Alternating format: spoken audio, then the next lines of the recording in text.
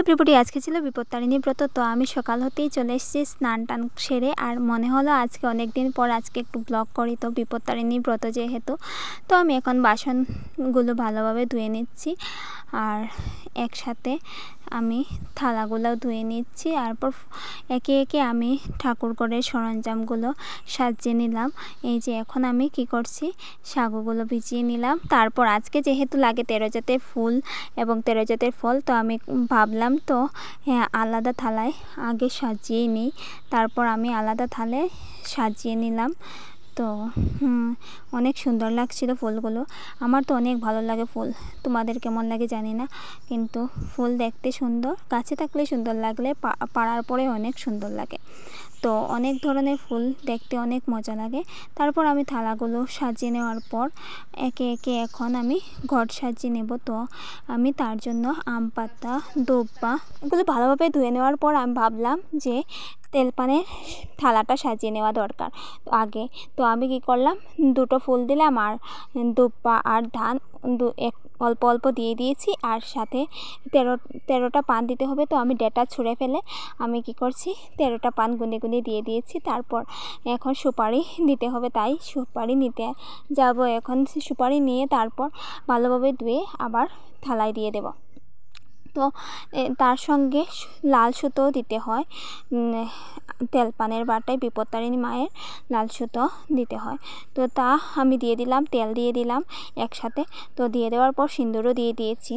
তো তারপর কি হলো, আমি আসন বসানোর জন্য আমি একটা পিঁড়ি পেতে মাকে বসানোর জন্য এই যে আমি আসন পেতে নিয়েছি। আসন পেতে নেওয়ার পর আমি তেলপানের বাটাটা সাইডে রেখে দিয়েছি।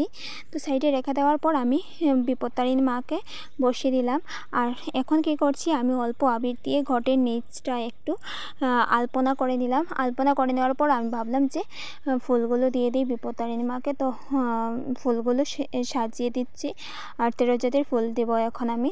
তো ঘটেই 13 জাতের ফুল দিতে হয়, তো তোমাদেরকে দেখাবো।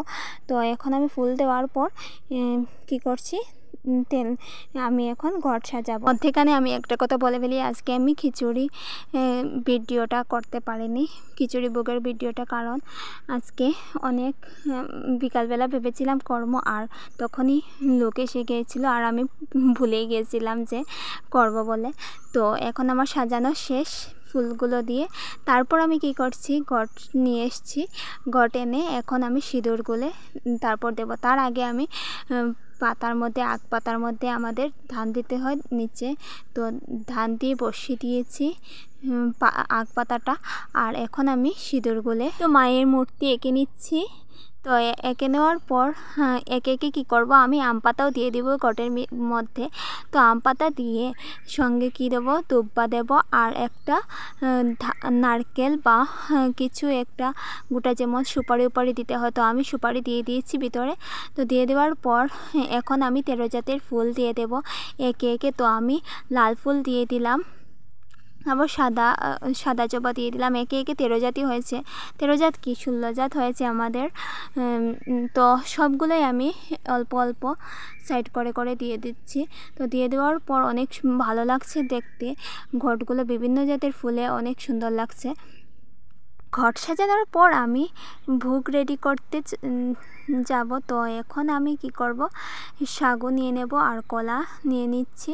তো নিয়ে কি করব, সাগুগুলো আগে ভিজিয়ে রেখেছিলাম, আর এখন কলাগুলো দিয়ে দেব। আর যেহেতু এখন মানুষে মাখা প্রসাদ খায় না, তো আমি অল্প করেই দিয়েছি ঠাকুরকে, আর ঠাকুরের প্রসাদ ফেলতেও অনেক খারাপ লাগে, তাই আর কি।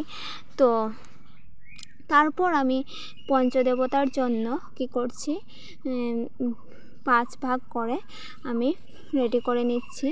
আর মা কি করছে এখন দেখো, মা এই যে ফলগুলো কাটছে, 13 পিস আনারস, তারপর 13 জাতের ফল ভালোভাবে কেটে তারপর রেডি করে নিচ্ছে। আর আমি ওইদিকে কি করছি, থালাগুলো নিয়ে ঠাকুরের সামনে কালে দিচ্ছি, আর ধূপ জ্বালিয়েই ঘট বসিয়ে নিচ্ছি।